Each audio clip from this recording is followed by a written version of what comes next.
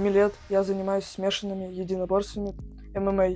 За моими плечами уже более 30 чемпионатов и соревнований.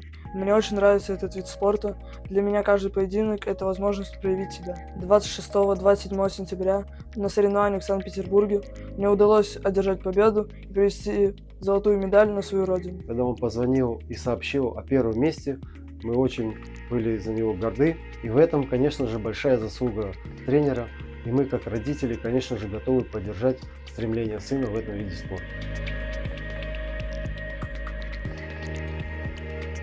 Исмаилов Ислам является серебряным призером первенства России этого года, кандидат в мастера спорта по смешанным единоборствам.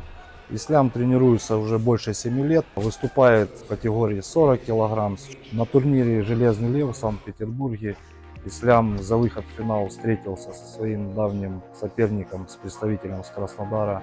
В финале он встретился со своим одноклубником, является победителем первенства России этого года. Путь был к победе тяжелый. Чем тяжелее такие схватки, тем сладше победы.